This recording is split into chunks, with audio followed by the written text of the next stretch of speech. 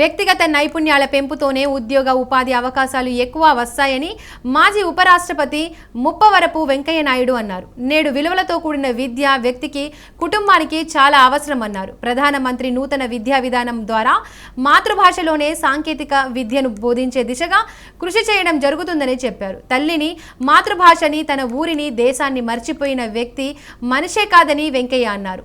అంతకుముందు కృష్ణా జిల్లా ఆత్కూరు స్వర్ణ భారత్ ట్రస్టులో నైపుణ్య శిక్షణ పొందుతున్న యువతతో ముఖాముఖి కార్యక్రమం జరిగింది.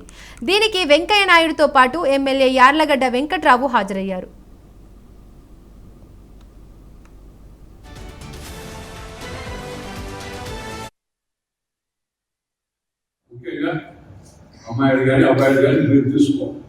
కుటుంబంలో కలిసి ఉండాలా, కలిసి ఉంటే కళ్ళు సుఖం చెప్పాం కదా, దాన్ని మనం విడిపోతే ఇద్దరికి దుఃఖం, కలిసి ఉంటే కళ్ళు సుఖము, విడిపోతే ఇద్దరికి దుఃఖము అనే విషయాన్ని గుర్తించి ఆ విధంగా కుటుంబ వ్యవస్థను పరిరక్షించే దాంట్లో యువత ముందు ఉండాలని నేను కోరుకుంటున్నాను.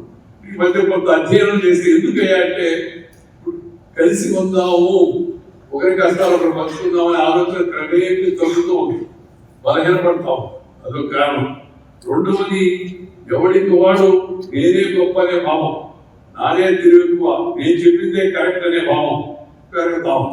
దాంతో ఎవరికి వాళ్ళు చెప్పేది నాకు బాగా తెలుసు కదా, నీకన్నా ఎక్కువ చదువుకోవడానికి నేను ఎంత చదువుకున్నా మన అమ్మ నాన్న, అమ్మమ్మ, తాతయ్య, అత్తమ్మ, పెద్దవాళ్ళు ఎవరుకున్నారో వాళ్ళకి ప్రాపంచిక పరిజ్ఞానం మెండుగా ఉంది.